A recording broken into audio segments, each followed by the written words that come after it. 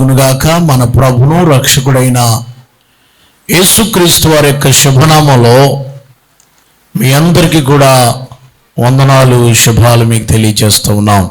సంఘము అభివృద్ధి చెందాలంటే ఏం చేయాలి? సంఘములో విశ్వాసికి ఉన్నటువంటి పాత్ర ఏంటి?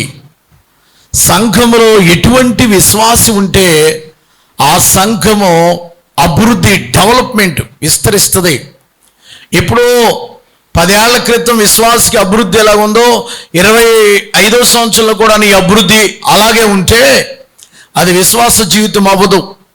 సో నేను ఒక వ్యక్తిని గురించి, సంఘంలో ఉన్న ఒక ప్రాముఖ్యమైనటువంటి ప్రామినెంట్ పర్సన్ గురించి మీకు తెలియచేస్తానండి. ఆది సంఘము, అపోస్తలిక్ సంఘము లేక ప్రథమ సంఘమైనటువంటి యెరూషలేము సంఘం ఎలాగ అభివృద్ధి చెందింది, అందులో ఉన్నటువంటి విశ్వాసి ఎలాంటి వారు ఉంటే ఆ సంఘం విశ్వాసం చెందిందో. ఒక్క విశ్వాసిని మచ్చికి మనం చూస్తే అన్నమంతా ఉడకక్కర్లేదు, కానీ ఒక మెతుకు చూస్తే అన్నం ఎలా ఉడికిపోయిందో తెలిసిపోద్ది. కాబట్టి ఒక్క విశ్వాసిని పట్టుకుంటే సంఘస్థులందరూ ఎలా ఉన్నారో తెలిసిపోద్ది. అలాగన ఒక విశ్వాసిని ముందుకు తీసుకురావాలని ఆశపడుతున్నాను. ఆయన ప్రేమ అనే ఊరిలో ఉంటున్నాడు. హత్తుకొనుట అనే వంశంలో పుట్టాడు. ఆయన పేరు హెచ్చరిక అనే పేరు కలిగినాడు. ఆయన యెరూషలేము అనే సంఘంలో సభ్యుడిగా ఉంటూ ఆయన తన జీవితాన్ని దేవునికి అప్పగించుకుని అంచెంచెలుగా హెచ్చించబడ్డాడు. సార్, ప్రేమ అని అన్నారేంటి? అది ఏ ఊరేంటి? ప్రేమ అనే ఊరు ఎక్కడుందండి అని అంటారేమో. ప్రేమ అనే ఊరు ఎక్కడుంది అని అంటే, ప్రియులారా, ప్రేమ అనే ఊరిలో ఎవరున్నారు? హెచ్చరిక. ఏ వంశానికి చెందినోడు? హత్తుకొనుట. అతనికి తల్లిదండ్రులు ఇట్ల పేరేంటంటే ఫలించుట అనే పేరు కలిగినాడు. ఫలించుట అని పేరు పెట్టారు. పాస్టర్ గారేమో, ఒరే నీ పేరు ఫలించుట కాదయ్యా, నీకు హెచ్చరిక అని పెడితే బాగుంటుంది, ఎందుకంటే అందరికీ నువ్వు సలహాలు, సూచనలు, తర్వాత ఏం చేస్తున్నావంటే ఆదరిస్తున్నావు, తప్పు చేస్తే హెచ్చరిస్తున్నావు, సంఘస్థులు ఎవరైనా రాకపోతుంటే నువ్వు చాలా చాలా బాధపడిపోతున్నావు, నీకు ఇది కదా అబ్బాయి, నీ పేరు హెచ్చరిక అని పెడతాం అని చెప్పేసి పెట్టారు. అలాగున ఒక సంఘానికి సేవకుడయ్యి క్రిస్టియన్ అని పిలువబడ్డాడు. మొట్టమొదట క్రిస్టియన్ అనే పేరు ఆయన పరిచయం చేసిన స్థలంలోనే ఆయన బట్టి ఆ పేరు వచ్చిందనమాట. అర్థమైందని నేను చెప్పింది, ఇది నేను చెప్పబోయేది. సరే, ఇప్పుడు ప్రేమ అనే ఊరు ఏ ఊరంటే కుప్రా అనే ఊరిలో పుట్టాడు. ఏ ఊరండి? కుప్రా. దాన్ని సైప్రస్ అంటారు. ఇప్పుడు సిరియాకి సముద్ర తీరాన సైప్రస్ దీవులను ఉంటాయి, దాన్ని సైప్రస్. ఇప్పుడు ప్రజెంట్ మీరు వెళ్ళాలంటే సిరియా బీచ్ దగ్గర ఉండేటువంటి దీవి సైప్రస్, దాన్ని కుప్రా అంటారు. కుప్రా అనే మాటకు అర్థం ఏంటంటే, కుప్రా అనే మాటకు అర్థం ఏంటి? ప్రేమ అని అర్థం. ఆయన వంశం ఏంటంటే, ఏ వంశం అని చెప్పాను? ఆయన వంశం ఏంటమ్మా? హత్తుకొనుట అంటే లేవి వంశానికి చెందినోడు. లేవి అనే మాటకు అర్థం ఏంటంటే హత్తుకొనుట. నేను పేర్లకు అర్థం చెప్పాను, మీరు కొంచెం అటెన్షన్గా అంటారని అంతే. లేవి అనేటువంటి వంశానికి, లేవి అనే పేరుకి అర్థం ఏంటంటే హత్తుకొనుట అనేది. మూడవది ఆయన పేరు యోసేపు. ఆయన పేరేం పేరు? యోసేపు. యోసేపు అనే మాటకు అర్థం మీకు అందరికీ తెలుసు, ఫలించుట అని అర్థం. వాళ్ళ అమ్మ నాన్న నువ్వు ఫలించాలరా అని చెప్పి పేరు పెట్టారు, యోసేపు అని పేరు పెట్టారు. ఆయన యోసేపు అని పేరు పెట్టారు. లేవి వంశస్థుడు. యెరూషలేము నుంచి సైప్రస్కి ఎప్పుడు వెళ్ళిపోయాడో తెలియదు. కుప్రాలో ఆయన అక్కడ సంఘంలోకి వెళ్తున్నాడు, యెరూషలేములో ఉంటున్నాడు. సరే వినండి, ఆయన పాస్టర్ గారు పెట్టిన పేరు ఏంటంటే హెచ్చరిక పుత్రుడు, సన్ ఆఫ్ ఎంకరేజ్మెంట్, కంఫర్టర్, అంటే బర్నబా. ఏం పేరండి ఆయన పేరు? అందరూ అనండి, ఇప్పుడు అందరూ చెప్పాలి. ఏం పేరు? బర్నబా అనండి. నేను చెప్పే వాక్యం బర్నబా గారి గురించి. ఏం వాక్యం అండి? బర్నబా. ఇది ఇంట్రొడక్షన్. పరిశుద్ధ గ్రంథంలో చూడండి, అపొస్తలుల కార్య గ్రంథము అపొస్తలుల కార్యములు 11వ అధ్యాయం 34వ వచనం చదవండి. లేకపోతే 34 క్షమించండి, 22వ వచనం చదవండి. వారిని గూర్చిన సమాచారం యెరూషలేములో ఉన్న సంఘపు వారు విని బర్నబాను అంతియొక వరకు పంపిరి. అతడు వచ్చి దేవుని కృపను చూచి సంతోషించి ప్రభుని స్థిర హృదయంతో హత్తుకొనవలని అందరినీ హెచ్చరించాను. అతడు పరిశుద్ధాత్మతోనూ విశ్వాసముతోనూ నిండుకొనిన సత్పురుషుడు. బహుజనులు ప్రభుపక్షమున చేరిరి. అంతటతడు సౌలును వెదుకుటకు తార్సుకు వెళ్ళి అతను కనుగొని అంతియోక్యకు తోడుకుని వచ్చెను. వారు కలిసి 1 సంవత్సరం అంతయు సంఘములో ఉండి బహుజనులకు వాక్యమును బోధించిరి. మొట్టమొదట అంతియోక్యలో శిష్యులు క్రైస్తవులు అనబడిరి. క్రిస్టియన్ అనే పేరు అక్కడ వచ్చిందని మీకు చెప్పాను కదా. ఇది ఇంట్రడక్షన్లో అన్నీ చెప్పేసింది. సో బైబిల్ ఉంటే మనసు పెట్టి చూస్తే చాలా బాగుంటుంది. సో ఈయన యెరూషలేము సంఘంలో చేరినవాడు. అపొస్తలులైనటువంటి పేతురు గారితోనూ యోహాను గారితోనూ యాకోబు గారితోనూ ఆది సంఘంలో ఉన్నవాడు. ఎందుచేతనంటే లేవీయుడు గనుక. లేవీయులు అనంటే యాజక సమూహం. లేవీయులంటే దేవుని యొక్క పరిచర్య చేసేవాళ్ళు. లేవీయులంటే దేవునికి అతి సన్నిహితంగా ఉండేవారు. లేవీయులంటే దేవుడికి వారికి స్వాస్థ్యాలు సంపాదించలేకుండా దేవుని మీద ఆధారపడి బ్రతికేవాళ్ళు. మనమందరం లేవీయులమే, మనమందరం యాజకులమే. సంఘములో ఏంటి సార్ ఈయన పాత్ర? బర్నబా గారి గురించి ఏమి నేర్చుకుంటారంటే ఒక 7-10 విషయాలు ఉన్నాయి. అవి అవుట్లైన్ ఇస్తాను కానీ 7 కొంచెం గట్టిగా చెప్తాను. ఓకే సరే. మొదటగా బర్నబా గారు ఎవరనంటే విశ్వాసి అని ఉంది అక్కడ. 24 వచనం అండర్లైన్. అతడు పరిశుద్ధాత్మతోనూ విశ్వాసముతోనూ నిండుకొనిన సత్పురుషుడు, విశ్వాసి. బర్నబా గారిలో ఉన్న ఫస్ట్ క్వాలిటీ ఏంటండి? విశ్వాసం కలిగినోడు. ఆయనలో విశ్వాసం అనేది చాలా ప్రాముఖ్యం. ఆత్మఫలాల్లో ఒక ఫలం ఏంటండి? విశ్వాసము ఫస్ట్ ఫలమే, ఫస్ట్ ఫ్రూట్. ఒక ఫలం కాదు, ఫలంలో ఫస్ట్ తొన ఏంటి లేదా ఫస్ట్ పాయింట్ ఏంటంటే విశ్వాసము. చాలా మందికి విశ్వాసం ఉండట్లేదు. యేసు ప్రభువునందు విశ్వాసం కలిగిన వాడు. ఒక విశ్వాసి పరిచర్య చేయాలంటే, ఒక వ్యక్తి దేవునిలో ఎదగాలంటే, ఒక వ్యక్తి దేవుని ఆత్మతో నింపబడాలంటే, ఒక సంఘ బిలీవర్, ఒక సంఘ సహోదరుడు ప్రభు చేత వాడబడాలంటే అతడు మస్ట్ అండ్ షుడ్ బి విశ్వాస అయి ఉండాలి. విశ్వాసం అంటే విశ్వాసముతో నిండిన వాడై అన్నది అక్కడ. ఎలాంటండి? విశ్వాసముతో నిండుకొనిన వాడు. అసంపూర్ణమైన విశ్వాసం కాదు ఆయనది. యేసు ప్రభువే అని, యేసు రక్షకుడని, యేసే నన్ను దీవిస్తాడని, యేసు వలననే సమస్తము జరుగుతుందని, యేసు ద్వారానే తండ్రి దగ్గరికి వెళతామని విశ్వాసం ఉంచిన వాడు. ఈ దినాలలో సంఘాలలో అల్ప విశ్వాసులు ఎక్కువైపోతున్నారు. విశ్వాసం అనేది సన్నగిల్లిపోతుంది. విశ్వాసం అంటే ఏంటండి? నిరీక్షించబడి వాటి యొక్క నిజస్వరూపమే విశ్వాసం. లేనిది ఉన్నట్టుగా పిలిచేదే విశ్వాసం. ఉన్నది అవునన్నట్టుగా మరి నమ్మకము కలిగేదే విశ్వాసం. ఎంతమందికి దేవుని మీద నమ్మకం ఉంది? అచంచలమైన విశ్వాసం కలిగి ఉన్నావా? ఇతడు పరిపూర్ణమైనటువంటి విశ్వాసం కలిగిన వాడని పరిశుద్ధ గ్రంథంలో రాయబడి ఉంది. ప్రియులారా, ఈ దినాలలో లూకాసు వార్తలో ఒక మాట రాశాడండి. లూకాసు వార్త 18వ అధ్యాయం మీరు ఒకసారి చూస్తే అక్కడ ఒక మాట ఉందండి. లూకాసు వార్త 18వ అధ్యాయం, క్షమించండి, లూకాసు వార్త 18వ అధ్యాయం 8వ వచనం.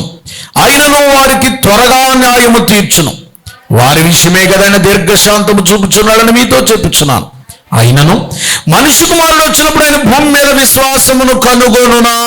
అమ్మా, యేసయ్య వచ్చేటప్పటికి మీ విశ్వాసంగానే ఉంటుందా, లేకపోతే నిశ్వాసగా మారిపోద్దా? నువ్వు విశ్వాసిగా ఉంటావా, అవిశ్వాసి అయిపోతావా? అవిశ్వాసులు కాక విశ్వాసులై ఉండుడి. చాలా మంది యేసు ప్రభు వచ్చేటప్పటికి లోకా గారు ఏమంటున్నాడంటే, నేను వచ్చేటప్పటికి విశ్వాసమును కనుగొందునా. అమ్మా, మీ విశ్వాసపు లోతు ఎంత? ఆవగింజంత విశ్వాసం ఉంటే, తమ్ముడు ఎంత విశ్వాసం? ఆవగింజంత విశ్వాసం ఉంటే కొండెళ్ళి సముద్రం పడతాడు. గుండె విశ్వాసం ఉండాలి. ఏముండాలి చెప్పండి? గుండె ధైర్యం, విశ్వాసం ఉంటే చూడండి, అతనికి అసాధ్యమైనది ఏది కూడా లేదు. నీ విశ్వాసమే నిన్ను స్వస్థపరుచును, నీ విశ్వాసమే నిన్ను రక్షించును, నీ విశ్వాసం వల్లనే నీకు మేలు కలుగుతుంది. నీ విశ్వాసం ఎంత? విశ్వాసిగా ఉన్నావా, అవిశ్వాసం అయిపోయావా? విశ్వాసికిని అవిశ్వాసికిని జోడెక్కడది?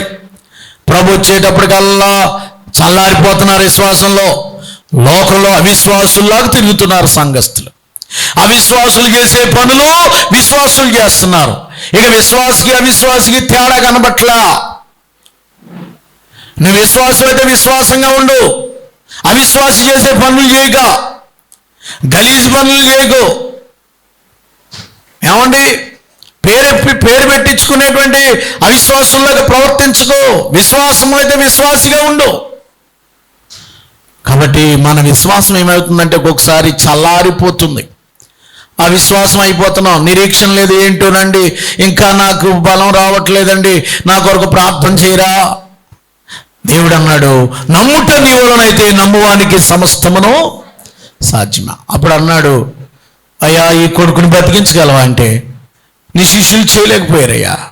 విశ్వాసం లేని మూర్ఖతరం వారలారా, ఎంత కాలమునైనా ఉంటానో అని వాళ్ళని యేసుప్రభువు వారు గద్దించి, మరి నువ్వన్నా చేయగలవు అంటే ఆయన అన్నాడు, నమ్మితే చాలు నువ్వు అద్భుతాలు చూస్తావు అన్నాడు.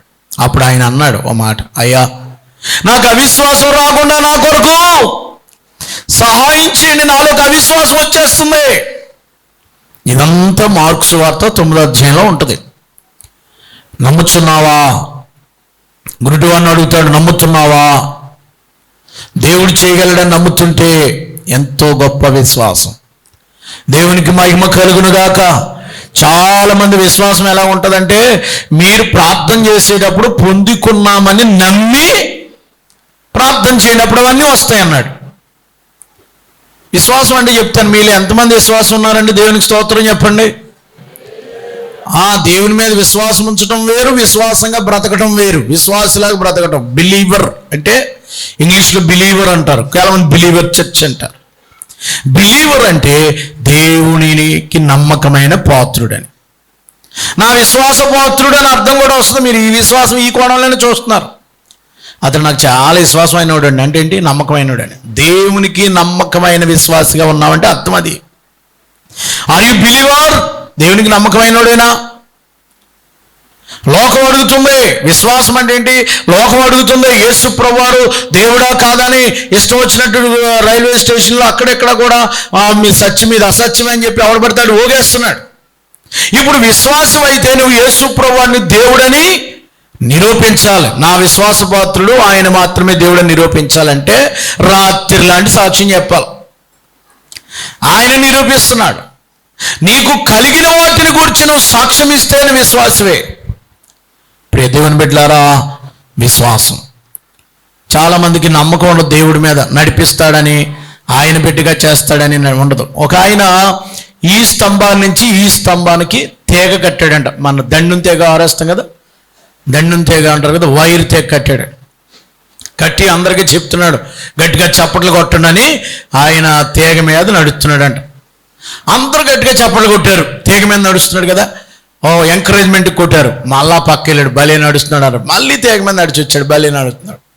ఇప్పుడు ఆయన అన్నాడు, మీలో ఎవరైనా ఒకరు వచ్చి నా దగ్గరికి వస్తే నేను వాళ్ళని ఎత్తుకుని నడుస్తాను ఇప్పుడు అన్నాడు. నేను బాగా నడుస్తున్నాను కదా, మీలో ఎవరైనా ఒకళ్ళు వచ్చి రండి నేను వాళ్ళని ఎత్తుకుంటే, ఒకళ్ళు వస్తే నేను ఎత్తుకుని నడుస్తానంటే ఒక్కడు రాలేదంట. అంటే ఏమి లేదు, వీళ్ళకి చప్పట్లు కొట్టారు, అన్నీ కొట్టారు, కానీ తీగ మీద అది నడిస్తే పర్లేదు అనుకున్నారు. కానీ పడేసేస్తాడేమో, బుర్ర పగిలిపోద్దేమో, కాలు ఇరిగిపోద్దేమో, చెయ్యి ఇరిగిపోద్దేమో, ఇదంతా ఏంటి చెప్పండి? అవిశ్వాసం. అగ్నిగుండంలోనికి విశ్వాసంతో దూకాలా, ఎవరు రావట్లేదట. ఒక కుర్రోడు వచ్చాడు, పరుగున వచ్చేసాడు. ఆ కుర్రోడిని ఎత్తుకుని ముద్దు పెట్టుకుని నడిచేసాడు. ఆ పక్క వెళ్ళాడు, ఈ పక్క వచ్చాడు. అందరు గట్టిగా చప్పట్లు కొట్టారు. ఆ కుర్రోడుకున్న విశ్వాసం కూడా చూసిన వాళ్ళకి ఎవరికి లేదు. ఇంతకీ ఎవరా కుర్రోడు అంటే వాళ్ళ అబ్బాయి. ఎవరు చెప్పండి, ఎవరికి ఉంటుంది విశ్వాసం? ఎవరికి ఉంటుంది విశ్వాసం? మా నాన్నని పడేయడని కుమారుడికి ఉంటుంది. ఎందరూ దేవుణ్ణి మరి అంగీకరిస్తారో వారందరూ దేవుని కుమారులనబడుదురు అని ఉంది.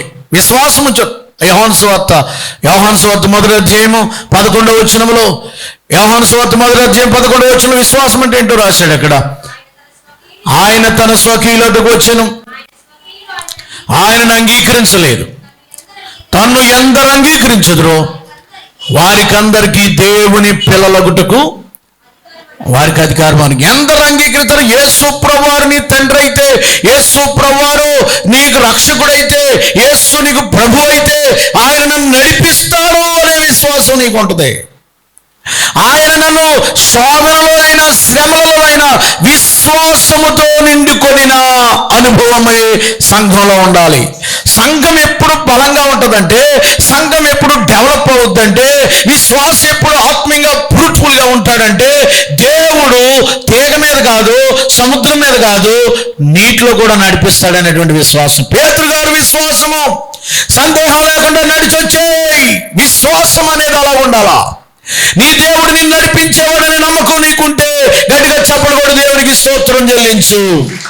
నడిపిస్తాడు నా దేవుడు, శ్రమలోనైనా నన్ను విడువాడు. నడిపిస్తాడు నా దేవుడు, శ్రమలోనైనా నన్ను విడువాడు. అడుగులు తడబడిన అలసట, అడుగులు తడబడిన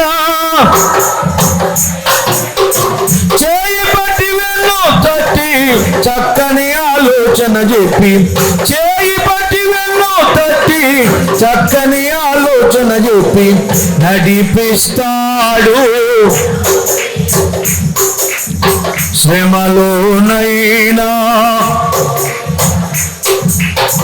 అంధకారమే దారి మోసిన, నిందలోనను కృంగదీసిన అంధకారమే, నిందలోనను కృంగదీసిన తన చిత్తం నెరవేర్చుతాడు. గమ్యం నన్ను చేర్చుతాడు, తన చిత్తం నెరవేర్చుతాడు. గమ్యం వరకు నన్ను చేర్చుతాడు, నడిపిస్తాడు. శ్రమలోనైనా నన్ను విడువాడు, నడిపిస్తాడు. శ్రమలోనైనా నన్ను విడువాడు. హల్లెలూయా. విశ్వాసం అనేది దేవుని యొక్క ఆ యొక్క గొప్ప కార్యాన్ని నమ్మకం మీద చూపిస్తుంది అనమాట. సో ఇక్కడ మీరు చూసినట్లయితే 2-3 రిఫరెన్స్లు ఇచ్చి నేను ముగిస్తాను విశ్వాసం గురించి. 2 కొరింథీయులకు రాసిన పత్రిక 13వ అధ్యాయము, 2 కొరింథీయులకు రాసిన పత్రిక 13వ అధ్యాయం 5వ వచనం చదవండి. మీరు విశ్వాసము గలవారై ఉన్నారో లేదో మిమ్మల్ని మీరే శోధించుకుని చూచుకునుడి, మిమ్మల్ని మీరే పరీక్షించుకునుడి. మీరు భ్రష్టులు కాని ఎడల యేసుక్రీస్తుల మీలో ఉన్నాడని మిమ్మల్ని కూర్చే. మీరు విశ్వాసం గలవారై ఉన్నారో లేదో మిమ్మల్ని మీరే చూసుకోండి. ఏమండి, మీరు విశ్వాసం కలిగిన వాళ్ళైతే యేసుక్రీస్తు మీలో ఉన్నాడో లేదో పరీక్షించుకోండి. యేసుక్రీస్తు మీలో ఉన్న ఎడల మీరు భ్రష్టులు కాదు, లేకపోతే మీరు భ్రష్టులే, విశ్వాసం లేనోళ్ళే అన్నాడు. బాబు, యేసు ప్రభువారు నీలో ఉన్నాడా తమ్ముడు? ప్రభు నీలో ఉన్నాడా? ప్రభువారు మనలో ఉంటే మనకు సమస్తాన్ని కూడా ఆయన జరిగించే దేవుడై ఉంటున్నాడు. ఆయనకి అసాధ్యమైంది ఏది కూడా లేదు. విశ్వాసం అంటే చెప్తాను, ఒక మాట చెప్పి నేను ముందుకెళ్ళిపోతానండి. ఒక దైవజనుడు దేవుడు చెప్పాడట ఆయనతోటి ఇలా డైరెక్ట్గా, నువ్వు వెళ్ళు, నేను నీ పక్షంగా అద్భుతమైన కార్యం జరిగిస్తాననేసి. ఎక్కడికో సువార్తకి వెళ్ళారు. ఆ సువార్తకి వెళ్ళిన తర్వాత దేవుడు ఆ రాత్రి చెప్పాడట, ఇప్పటికిప్పుడే బయలుదేరి వెళ్ళిపోమని. ఉదయమే ఆ కాలంలో రిక్షాలు కూడా లేవు, ఎడ్ల బండి మీద వెళ్ళే రోజులే. ఎడ్ల బండి మీద ఉన్న 16 మంది సువార్తికులు ఉంటే వాళ్ళతో కలిసి బయలుదేరి వెళ్ళిపోయి ట్రైన్ ఎక్కేయాలి. కాబట్టి మేము ట్రైన్ మీద వస్తాము, ఎడ్ల బండి కట్టుకుని వస్తాం ట్రైన్ వరకు, నువ్వు ట్రైన్కి వెళ్ళి 16 టికెట్లు బుక్ చేయన్నాడు పాస్టర్ గారు. వెళ్ళమన్నాడు కానీ డబ్బులు ఇవ్వలేదు పాస్టర్ గారు. ఏమలేదు, డబ్బులు ఇవ్వలేదు, ఆయన దగ్గర డబ్బు లేదు, టికెట్లు బుక్ చేసి అన్నాడు. టికెట్లు బుక్ చేయడం డబ్బు కడితే కదా, టికెట్లు బుక్ చేయడం ఆన్లైన్ కాదు, అప్పుడు డైరెక్ట్గా వెళ్ళాలి. స్టేషన్కి వెళ్ళాడు ఈయన. టికెట్లు వెళ్ళారండి, నా వైపు చూడండి మీరు, టికెట్లు డబ్బులు ఏంటి అన్నాడు అని అడిగారు అనుకో, ఆ పాస్టర్ గారు ఏం చేద్దాం, నీకు విశ్వాసం లేదా, వెళ్ళా అంటాడంట ఆయన. వెళ్ళి దేవుడు చూసుకుంటాడు, వెళ్ళు అంటాడంట. అందుకని అడిగితే నీకు విశ్వాసం లేదు, పక్కన అంటాడంట. అందుకని ఆయన కూడా మళ్ళీ అడిగితే అయ్యగారు తిడతారని విశ్వాసంతో వెళ్ళిపోయాడట. వెళ్ళిపోయి లైన్లో నిలబడ్డాడట. 10 మంది ఉన్నారు. ప్రభా స్తోత్రం నాయనా, డబ్బు లేదు నాయనా, 16 టికెట్లు కొంటారు నాయనా. ఎదరికి వెళ్ళిపోతూ ఉన్నాడు. ఇంకొక ఇద్దరే ఉన్నారు. ఇప్పుడు టెన్షన్ వచ్చేస్తుంది, ప్రభా నెక్స్ట్ టికెట్ నాదే నాయనా, ఏం చేయాలి నాయనా. ఇంకొక టికెట్ ఇంకొక్కడే ఉన్నాడు ఎదుర, ఈయనే నెక్స్ట్. టెన్షన్ వచ్చేసి ఇంకా బీపీ పెరిగిపోతుందంట ఆయనకి. ప్రభా చివరి వరకు నాయన ఏం చేస్తాను ఆయనని విశ్వాసం తెల్లి టికెట్లు అని అడుగుతున్నాడు. ఎన్ని కావాలయ్యా, ఎక్కడికి కావాలయ్యా అంటున్నాడంటే. ఇంత వచ్చేసింది 16 టికెట్లు కావాలండి. ఎంత 5,000 కట్టు. అయిపోయి రూపాయి లేదు మనోడి దగ్గర. ఎలాగండి బాబు అని కంగారు పడిపోతున్నాడు. పేర్లు చెప్పు, ఇలా ఒక పేర్లు చెప్తున్నాడు లైన్గాను. ఒక ఆయన వచ్చాడు, ఏమంటే పలానా పాస్టర్ గారి తాలూకా అంటే ఎవరున్నారు ఇక్కడ, పలానా పాస్టర్ గారి తాలూకా ఆయన ఎవరు వచ్చారు ఇక్కడ కానీ అన్నాడంట. ఎవరు వచ్చారు, నేనేనండి బాబు, నేనే ఇలా రండి అంటున్నాడంట. ఇంక టెన్షన్గా ఉంది కదా, గమ్ముని టికెట్లు ఏమని టైప్ చేస్తుంటే నేనే క్యూ ఉంది అక్కడ. ఏంటన్నాడు, మీరు ఎక్కడికో వెళ్తున్నారంట కదా, ఆ టికెట్లు నేను తీస్తాను, ఎంత అయిందండి, ఇది 5,000 కట్టు బాబు, జాగ్రత్తగా టికెట్లు ఎట్టు వెళ్ళిపో అని వెళ్ళిపోయాడంట ఆయన. బాబు మీ పేరండి, మీరు ఎక్కడి నుంచి వచ్చారండి, ఉండండి నా ట్రైన్ వెళ్ళిపోతుంది, ఉండబోయి బాబు అని ట్రైన్కి వెళ్ళిపోయాడంట. ఇప్పటికి ఇంకా అతను ఎవరో తెలియదంట. విశ్వాసం అంటే కడ వరకు కదండి, చివరి వరకు విశ్వాసం ఉంచడం. ఆయన అంత విశ్వాసం ఉంచి ప్రభువా నువ్వు ఎంత గొప్ప దేవుడు అని ఆ రైల్వే స్టేషన్లో మోకరించి టికెట్లు పట్టుకుని వచ్చి అయ్యగారికి చెప్తే, అయ్యగారు మీరు ఎవరన్నా పంపారంటే, నేను ఎవరు పంపనరా, ఎవరో టికెట్లు కొట్టారు సార్. ఎవరా బాబు, వాళ్ళ నెంబర్ ఏమి ఇవ్వలేదు, వాళ్ళ పేరు లేదు, ఊరు లేదు, అని ఎవరో తెలియదు. దేవుని కార్యాలు అలా ఉంటాయి. దేవునికి స్తోత్రం. నువ్వు నమ్మితే నమ్మగలవా నువ్వు, పాస్ గారు ఇలా చెప్తారు జరుగుతుంది ఏంటంట, మీకు జరుగుతుంది. నేను ఒక విషయం చెప్పనా, ఎవరన్నా విదేశాలకు వెళ్ళాలంటే ఏముండాలి వాళ్ళకి, ఒక మాట చెప్పండి, ఏముండాలండి, పాస్పోర్ట్ ఉండాలి. రెండోది పాస్పోర్ట్ ఉంటే వెళ్ళిపోతారా, అందరికీ ఉన్నాయి. రెండోది ఏముండాలి, వీసా ఉండాలి. మూడోది టికెట్కి డబ్బులు ఉండాలి. ఈ 3 కావాలి. వీసా లేదు, ఏమీ లేదు. అందరికీ హాయి చెప్పి ప్రార్థన చేయించి వెళ్ళిపోయాను నేనే, ఎవరో కాదు. వీసా రాలేదు నాకు, ఇంకా వెళ్ళిపోయాను బొంబాయి. ఇంకా మధ్యలో గుడ్ ఫ్రైడే సెలవు, శనివారం ఎక్కేయాలి, ఆదివారానికి వెళ్ళిపోవాలా. వీసా ఇంకా రాలేదు. శుక్రవారం గుడ్ ఫ్రైడే సెలవు వచ్చేసింది మధ్యలో. శనివారం రాత్రి ఫ్లైట్ టికెట్లు కొనేశారు, వీసా రాలేదు. పాస్పోర్ట్ నా చేతికి రాస్తేనే కదా లోపలికి వెళ్ళిచ్చి. శుక్రవారం 7 మాటలో మాట చెప్పమన్నారు.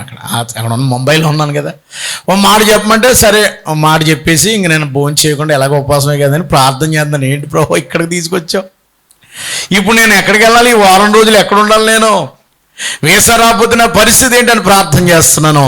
ఆయన శనివారం మధ్యాహ్నం వీసా ఆఫీస్కి వెళ్ళాడు, ఎంబాసీకి వెళ్తే ఆయన వచ్చేసి నాకు ఫోన్లో చెప్పచ్చు కదా, ఏం చెప్పకుండా ఏంటేవో ఫోన్ చేయలేదు ఏంటి అంటే హోగయా అన్నాడు. హోగయా అంటే నాకేం తెలియదు, హిందీ రాదు కదా. హోగయా అంటే ఏంటమ్మా, అయిపోయిందన్నా. ఏమైపోయింది, నీ పని అయిపోయింది అన్నాడు. పాస్పోర్ట్ ఇచ్చేసాడు. దేవునికి స్తోత్రం కలుగుగా. వెంటనే గబగబ భోంచెలు, మా శనివారం మధ్యాహ్నం వచ్చాడు, 9ంటికి ఫ్లైట్, చక్కగా ఆయనే ఫ్లైట్కి ఎయిర్పోర్ట్కి, ఇంటర్నేషనల్ ఎయిర్పోర్ట్కి తీసుకెళ్ళిపోయాడు. గట్టిగా దేవునికి స్తోత్రం చెల్లిద్దాం. విశ్వాసం చూడు, నేను ఎక్కడ నా చేతికి పాస్పోర్ట్ రాలేదు, నాకు వీసా రాలేదు, ఏమీ రాలేదు, కానీ నేను వెళ్ళిపోయాను అంతే. దేని మీద వెళ్ళని చెప్పండి? విశ్వాసకర్తావు యేసు ప్రభు, కొనసాగించువాడ యేసు ప్రభు. విశ్వాసకర్తావు యేసు ప్రభు, కొనసాగించువాడ యేసు ప్రభు. వినయముగా నేను విసుగాక పరుగెత్త నేర్పు. ప్రభు యేసు నా రక్షక, నొసగు కన్నులో నాకు. అల్ఫాయు నీవేవో మేఘయు నీవే, అల్ఫాయు నీవేవో మేఘయు నీవే. ప్రభు యేసు నా రక్షక, నిరతాంబునే నిన్ను. హల్లెలూయా. విశ్వాసము గలవారిగా ఉండండి. పరిశుద్ధ గ్రంథంలో 16వ అధ్యాయం 1 కొరింథీయులకు రాసిన పత్రిక 16వ అధ్యాయం 13వ వచనం 13వ వచనం 16వ అధ్యాయం 13వ వచనం మీరు చూస్తే, విశ్వాసమందు నిలకడగా ఉండండి. అమ్మా, నేను ఏం చెప్తున్నానంటే, బర్నబా విశ్వాసము కలిగినోడు.